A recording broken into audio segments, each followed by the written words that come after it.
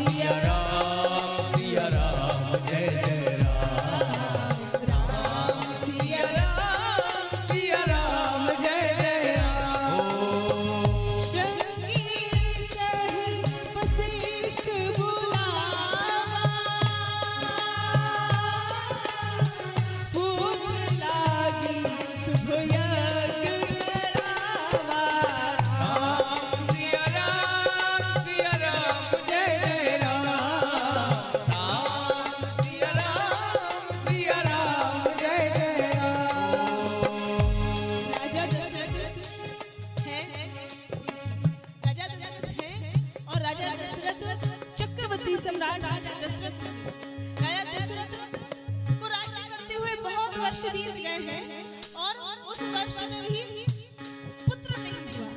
जब जब वर्षों के बाद भी पुत्र नहीं हुआ, आज मन में बहुत गिलानी आई, आज मन में बहुत ज्यादा दुख हुआ, मेरे पुत्र नहीं, मेरे पुत्र नहीं। और पहुंचे हैं डायरेक्ट कहाँ?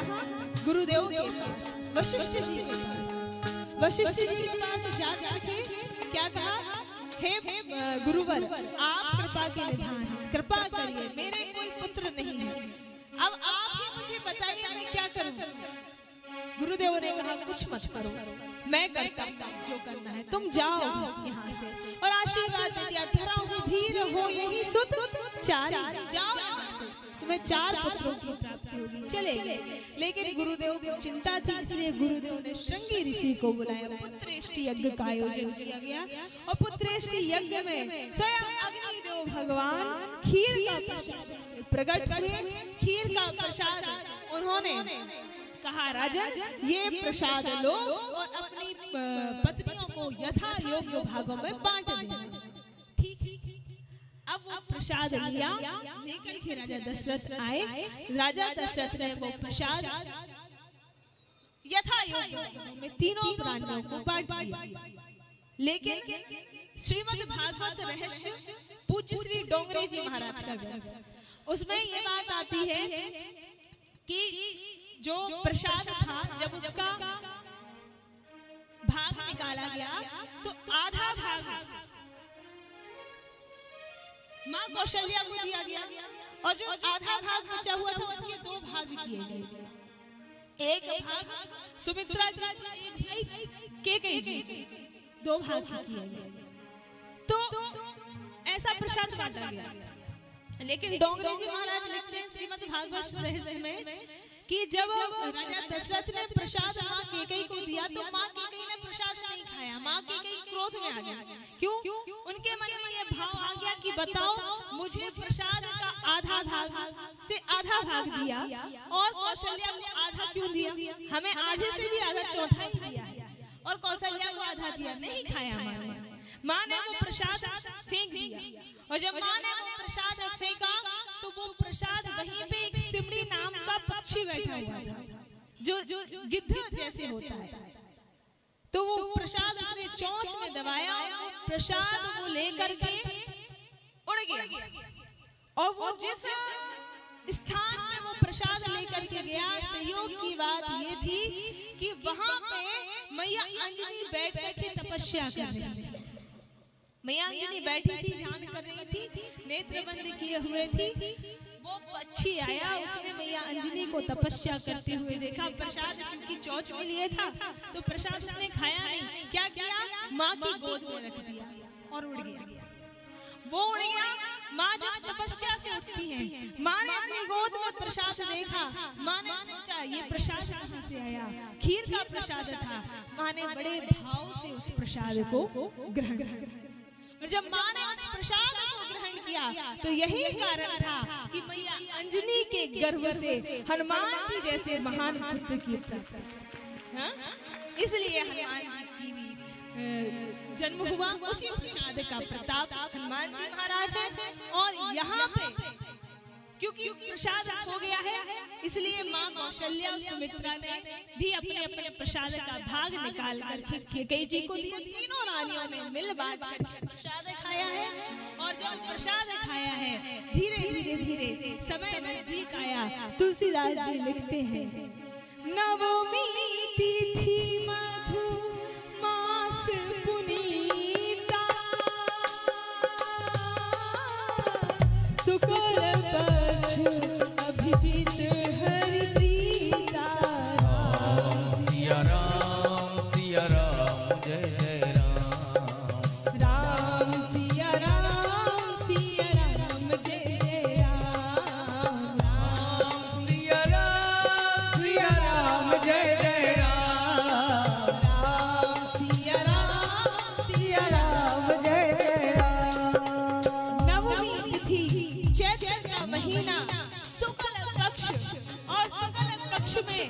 बुधवार के दिन अवध में दोपहर के समय 12 बजे, बुधवार का दिन नहीं है, मंगलवार का दिन है ना, मंगलवार का दिन अवध में 12 बजे कौन? जगत पालन अखंड ब्रह्मांड नायक ब्रह्म परमेश्वर निराकार प्रभु आज साकार हुए हैं और माँ कौशल्या के सामने वो परमात्मा चतुर्भुज रूप धारण करके प्रकट हुए। बोले रामचंद्र भगवान की जय हो। सिया राम जय जय राम। राम सिया राम जय जय राम। राम सिया राम जय जय राम। सिया राम जय जय राम। अब भगवान चतुर्भुज रूप धारण करके प्रकट हुए और जब भगवान चतुर्भुज रूप धारण करके प्रकट हुए सारे संसार में आनंद छा गया। नदियां जलकर लाल करती हुई बहने लगी, पर्वतों में मणियों की खनान उत्पन्न होगी, देवता संत महात्मा नृत्य करने लगे, सब जयकार कर रहे हैं, पुष्पों की सृष्टि कर रहे हैं। बोले रामचंद्र भगवान की जय हो। राम सिया राम सिया राम जय जय राम। राम सिया राम जय जय राम। चतुर्भुज रूप धारण करके मेरे प्रभु माँ के सामने खड़े हुए और जैसे ही माँ ने प्रभु को देखा तो प्रभु को देख करके माँ कहती है भगवान क्या हाथ जोड़े माँ और माँ कहती है निवेदन प्रभु से करते हैं क्या माता पुनि बोली सोमति डोली सजहु दास यह रूपा जैसे सुनीला अति प्रिय शीला वह सुख परम अनुपमा। सोमति डोली सजहु दास यह रूपा। जैसे सुनीला अति प्रिय शीला यह सुख परम अनुपमा। माँ बोलती है क्या प्रभु मैंने आप आए मेरी इच्छा पूरी हो गई, मेरा तप सफल हो गया, पर भगवान एक बात बोलूं क्या भगवान मुझे आप जैसा पुत्र नहीं चाहिए। कहा मतलब ये कि मुझे इतना लंबा चौड़ा बालक नहीं चाहिए। भगवान विराट रूप धारण करके है ना, तो कहा मुझे इतना लंबा चौड़ा बालक नहीं चाहिए। तो कहा क्या करूं माँ? कहा जल्दी से छोटे बन जाओ। भगवान ने कहा ठीक है अभी बन जाते हैं, कौन सी बड़ी बात है। प्रभु ने अपना बड़ा रूप त्याग किया, छोटे से भगवान बन गए। अब जब छोटे से भगवान बन गए तो माँ ने कहा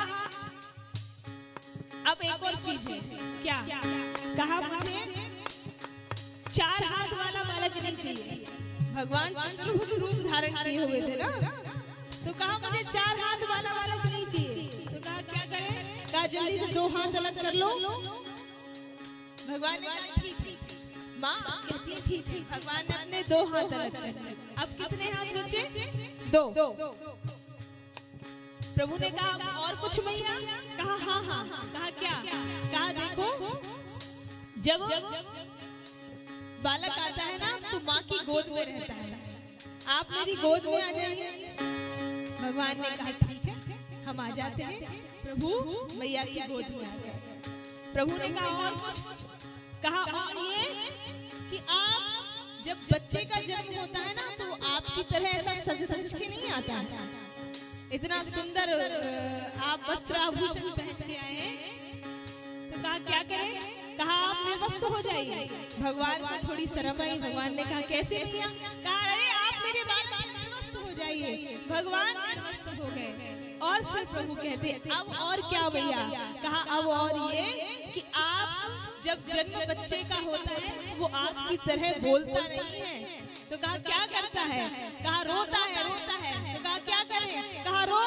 और जैसे ही माँ के वचन सुने, सुन वचन सुजाना रो दिल ठाना, है बालक सुरभूपा।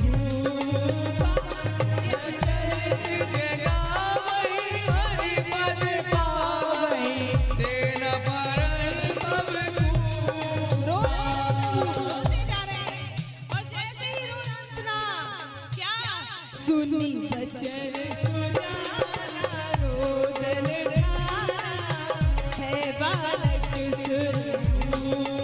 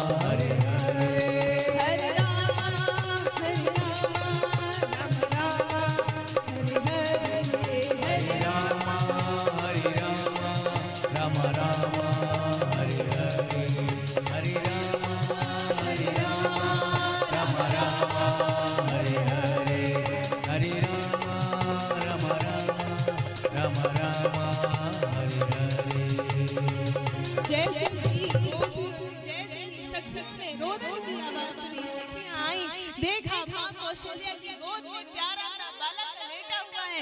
सखियां दौड़ लगा दी, राजन बधाई हो, ऐसे बोलते हैं, बधाई दे रहे हैं। राजन बधाई हो, हाथ ऊपर करके बधाई करो। राजन बधाई हो, बधाई हो।